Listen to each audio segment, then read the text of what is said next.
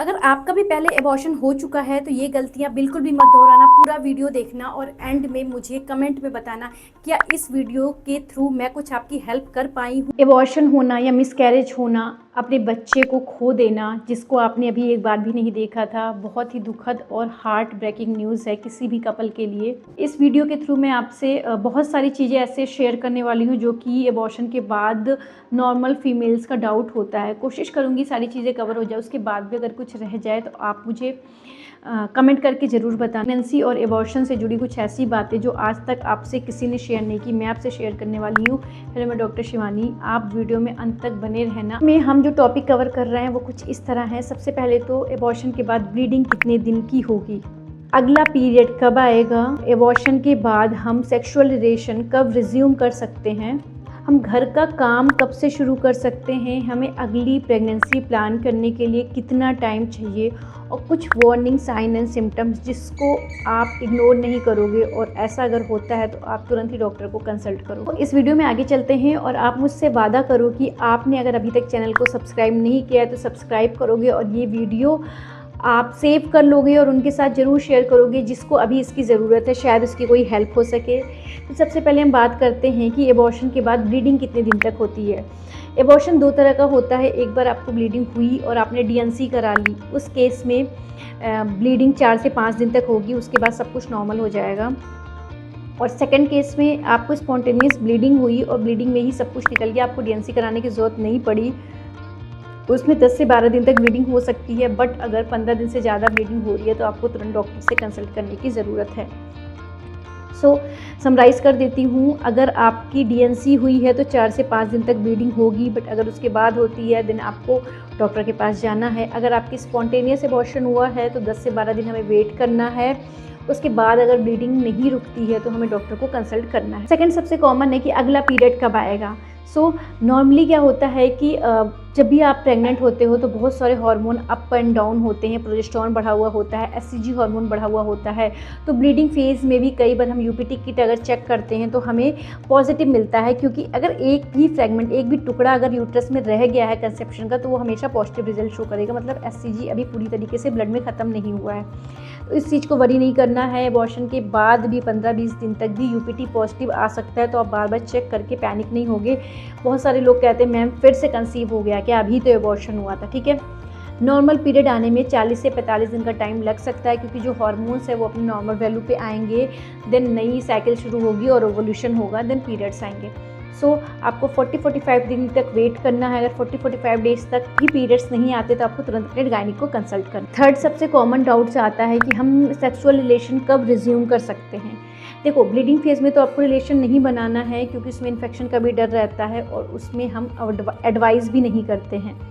10 से 12 दिन तक तो आपको रिलेशन नहीं बनाना है। उसके बाद भी हमारे ओवुलेशन और पीरियड्स इरेगुलर रहते हैं, तो अगर 10 से 12 दिन के बाद आप रिलेशन बनाते हो तो आपको प्रोटेक्शन का यूज़ करना है, अदरवाइज़ प्रेगनेंसी सब्सिक्वेंट मंथ में भी हो सकती है।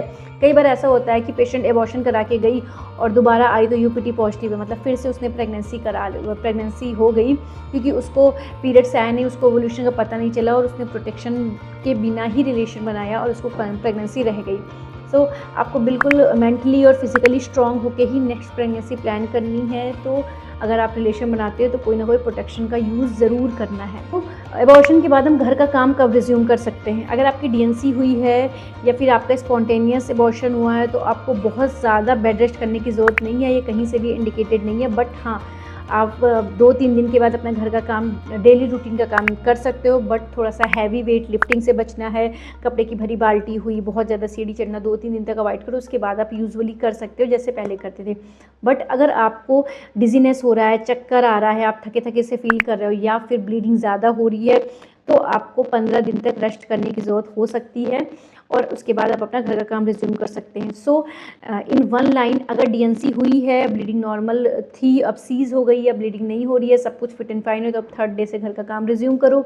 अगर आपको स्पॉन्टेनियस ब्लीडिंग थी और ब्लीडिंग हो रही है, अभी वीकनेस लग रही है, तो सप्लीमेंट्स लेके 10 से 15 दिन के बाद अपना घर का काम रिज्यूम कर सकते हैं। आता है कि डॉक्टर हम प्रेगनेंसी दोबारा कब प्लान कर सकते हैं।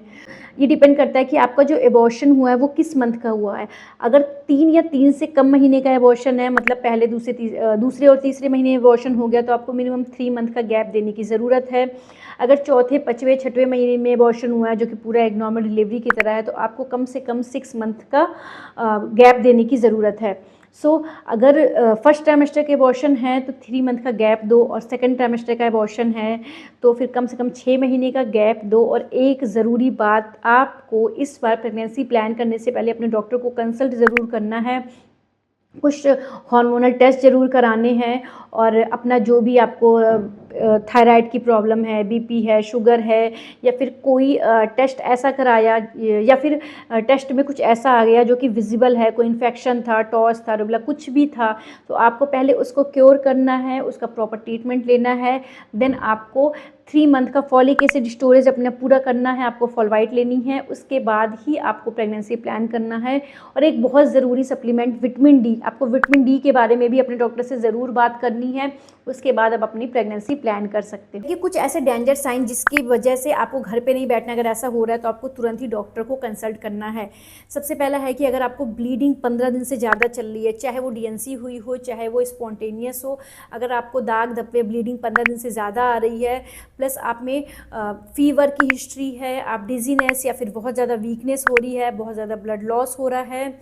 नेक्स्ट है कि जो डिस्चार्ज इसमें बहुत ही ज़्यादा फाउल स्मेल हो रही है, 45 दिन हो गए हैं और आपको पीरियड्स नहीं आए, तो आपको अपने डॉक्टर को तुरंत ही कंसल्ट करने की ज़रूरत है। Thank you for the watching.